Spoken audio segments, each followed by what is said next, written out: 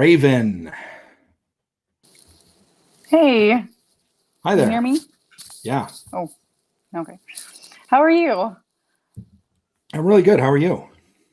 Pretty good. I actually, you mentioned something about palindromes, and I see palindromes all the time.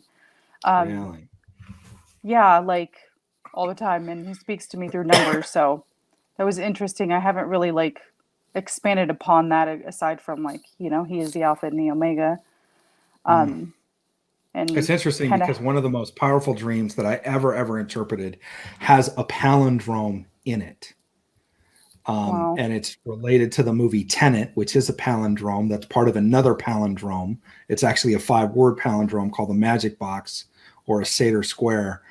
And and it has to do with numbers, and in particular the revelation, like the punchline of the whole thing contains the words alpha and omega. And so that Wow. is one that we unpack as we go through. We do a spiritual intelligence mentorship for people that are, interested in just kind of getting really deep into some of the things that we see in dreams. And that's like spiritual intelligence mentorship 2 or 3, that we get into that dream and we begin to unpack it because it's so complex. But it Yeah. has to do with time travel. It is absolutely mind blowing. It has to do with prayer strategies but yeah, God loves codes. He loves to speak to us in codes.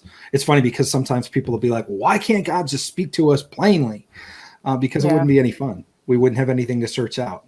So Right. It that's is the glory of God will matter and glory absolutely.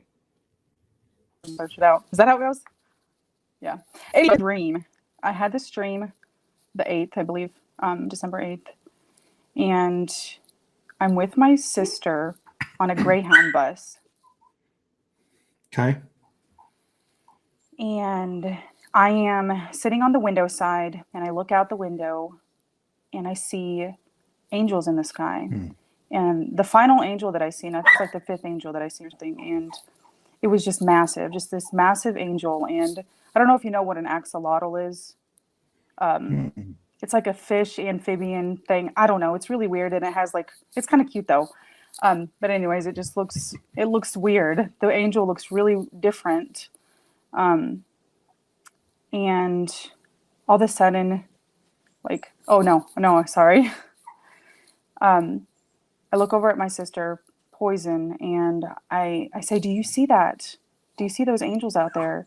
And she looks and she says, "Yes," and nobody else sees them on the bus. And and then we come to a stop, like for a rest or something, and we all get out. Everybody on the bus gets out, and we see this airplane coming, flying really low, and we look, and we can see in the window it's on fire on the inside.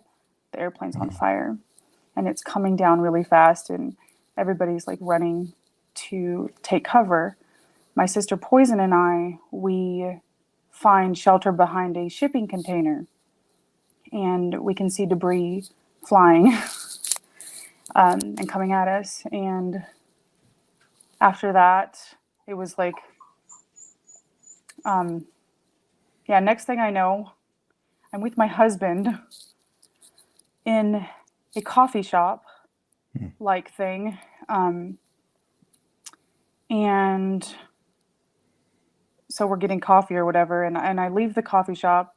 I go outside to find the rest of the group of people. And I find them in like this conference type room.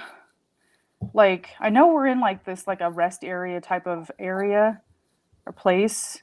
And there's like a conference room there, just like a room. And I go in to see what they're doing. And they're assigning teams and like leaders of the team. My sister was one of the leaders. And I asked if I could join what they were doing because I wanted to be a part of it. And the lady that I asked, she was kind of hesitant, but she said sure. And nobody picked me to be on their team. And I was Oh, like, well, I'm just gonna go back to my husband to the coffee shop. And uh, yeah, that was it. I went back to the coffee shop with my husband, and that was the end. What were they picking teams for? Like the rescue and recovery of the airplane crash? I don't know. Okay. I have no idea. Okay, so you're on a Greyhound bus with your sister. You're sitting next to the window on the left, on your right side, right? I'm on the left side of the bus. You're on the left side. Okay. Yeah. And you're looking up in the sky and you see angels. You say to your sister, hey, do you see those? She sees them too. Nobody else sees them. You come to a stop. You get off the bus. And now you see a plane that's flying low. And you're like, man, that plane looks weird. And then you realize there's a fire inside the plane. And then it's coming in low and presumably going to crash. And so you run behind a shipping container. And obviously the plane crashes because you see all this debris and stuff flying by, right? So do you hear anything? Do you see anything other than that at that moment? No, just the debris coming down. So you know, obviously the plane has crashed. It's hit the ground. Yeah. Okay. Yeah. And then boom, you're in a coffee shop with your husband. Yeah. Okay. And then you come out of the coffee shop to find everybody else that was on the bus. Yeah, in a conference room. And they're in a conference room. Your sister's there. They're picking teams. They're picking team leaders. Nobody picks you. You go back to the coffee shop. Yep. I love this dream. This is fascinating. So the idea that you're on a bus represents the idea that you're in a community of people, that you're not steering the outcome. You're literally on a journey with a group of people. It can represent something like your community, your church. Excuse me. The fact that it was a Greyhound bus means it's a public bus. It's not it's completely different than a school bus or a church bus, which would be an identity related to, like if it was the church bus, church, school, a learning experience. This is a public bus. And the idea of a Greyhound, of course, meaning that it's both commercial, and the idea of the, obviously the mascot of the Greyhounds, the Greyhound, represents the idea of a big dog that can move very, very fast. So I think it's fascinating that that's kind of the journey that you're on. And in that journey, you begin to see angels. Angelic representation, particularly in the sky, to me represents the idea of spiritual warfare. Yeah. So again, you're looking out the window, which can be future tense, and you're seeing a level of spiritual warfare, or at least you're aware of one side of the spirit. You're not necessarily seeing a battle. You're seeing angels. So they are spiritual warriors. They're also messengers. They're people who do the bidding of the Most High. They're here. Something is happening that you are suddenly aware of, not just you, but your sister can see as well. Excuse me. So then the bus comes to a stop. The idea of no progress, not moving forward, stalled, pause, taking a break, a halt in the journey is all read into the idea of being on a bus that then stops. So you get off the bus. So no longer on the bus is no longer on board with the direction that was taking. Now, again, I'm not reading too much into it. You can get off the bus and take a restroom break and then get back on. The fact of the matter is you never got back on the bus. Yeah. You got off the bus, which can represent not only a community, it can represent a way of thinking. It could represent people that think a particular way or a particular philosophy that are all moving in the same direction. And you've seen these angels, and now you get off the bus, and now you're about to see, you're seeing something else that's happening in the sky besides the angels. And what you're seeing is, again, I believe is representing spiritual warfare. Yeah, the idea definitely. Right? The plane being on fire from the inside is different than like a missile. Hi there. Hi. My baby. Hi, baby. It's different than the idea of like a missile hitting the plane and taking out the engine or blowing up the fuselage. It's the idea of something internal starting a fire and then actually being the thing that brings the plane down, something internal. Yeah. Excuse me. There's been a lot of dreams about, do you know what kind of plane it was? Was it a commercial airliner? Yeah, that's what it looked like. Do you know what brand it was? Was it like United, American, Spirit? No, I'm not honestly not familiar with him. I've never rode in a plane and really don't want to. Yeah, Oh. really. I've Sticking to traveled a Greyhound lot, buses. but I have taken Greyhound bus, but never flown and never really wanted to. Whoa. Excuse me. Well, this isn't the dream that makes you want to fly. No, definitely not. Well, it's fascinating that you've never flown. Where do you guys live? Michigan. Oh, okay. I'm in Ohio. So, cool. Neighbor? Yeah. Yeah. Hey, what's up? Go Buckeyes. Anyway, we won't have that conversation this year, but it's interesting that, so the plane is on fire from the inside. There's something internal. I hear internal combustion, the idea that there's something that's obviously caused a fire inside that is causing the plane now to approach this dive pattern of, obviously descending, coming low towards the ground, and you recognizing the idea that the crash is imminent. There's been several other plane dreams that people have had, one of which was a missile going up towards a plane. But in a couple of these, they saw the colors of the plane and they recognized them as being American Airlines.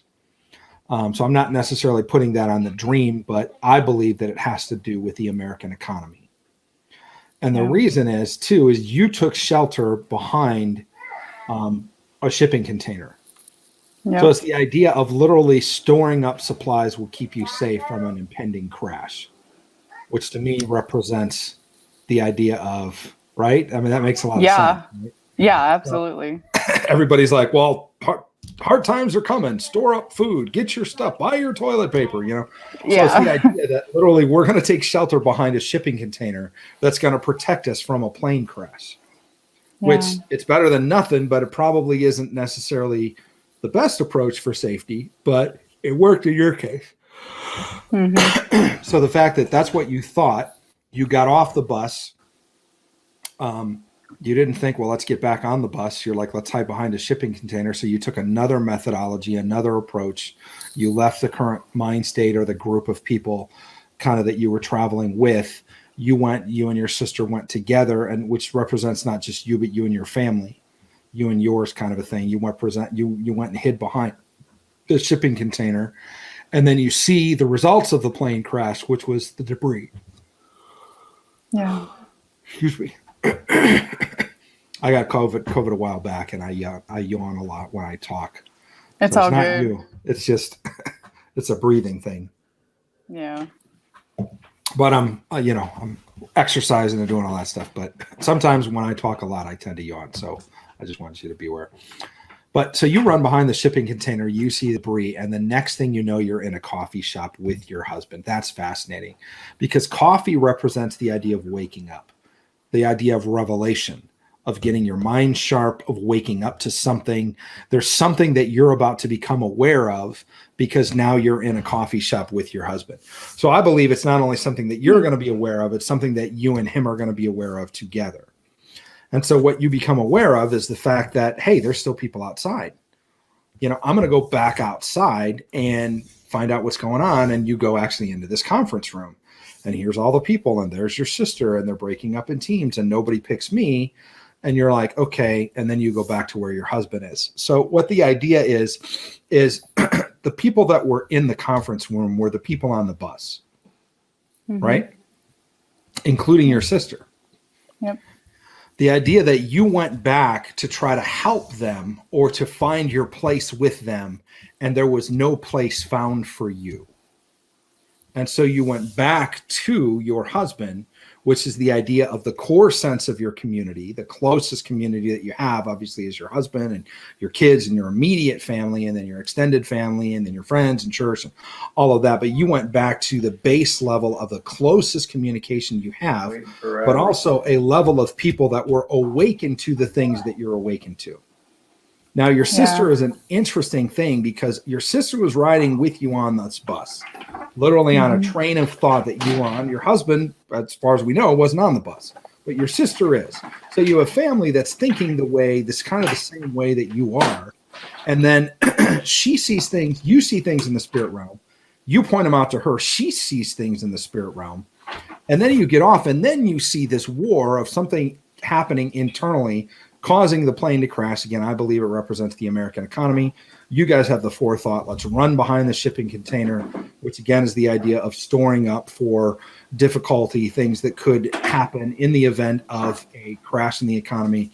That saves you. And then the next thing you know, you're waking up to something. You're in a coffee shop. You're in a place of kind of convening. It's you and your husband. Nobody else is from the plane crash that we know of is in there, including your sister. And then you're like, well, I need to go back to this conference room, which is another meeting place. It's a place of strategy, of conferring, of action, of, people get together in the conference room to decide, well, here's what we're going to do. And so you go to this place and they're breaking up into teams and there's a level of leadership. And for some reason, they don't pick you and you're not a part of it. It doesn't mean that you're rejected necessarily from those people, though it could mean that. But what I believe it means is you're rejected. There's no place amongst that group and where they're headed. So you've come out from amongst something that you were with where you could see a spiritual thing happening. And it was when that bus stopped and you got off, you saw the greater part of the spiritual warfare that was happening. When you got off the bus, was the plane on the right side or the left side of the bus? It was ahead of the bus. Ahead of the bus. Yeah, we parked, the bus stopped and we got out and it was like in front of the bus, the front side of the bus. So it wasn't at a place that you could see from your seat. You couldn't see the plane from your seat. Right. You had to get off the bus to see what was really happening. Yes. So again, you have to come out from among this mindset, this group think that you're in. You can see there's things happening, but you're only seeing one half of the spiritual warfare. You get off the bus and that, oh my gosh, this is literally what's ahead. This is what's ahead of us, meaning it's foretelling, it's in the future. And what you're seeing is a crash of the economy. You run behind the shipping container. You end up being in this place of awakening with you and your husband. I believe it's something that in whatever's going to happen in this time in the future, that is going to have to do with a crash of the economy. It's going to have to do with a shortage, perhaps, of resources, of shipping, of goods, of things like that.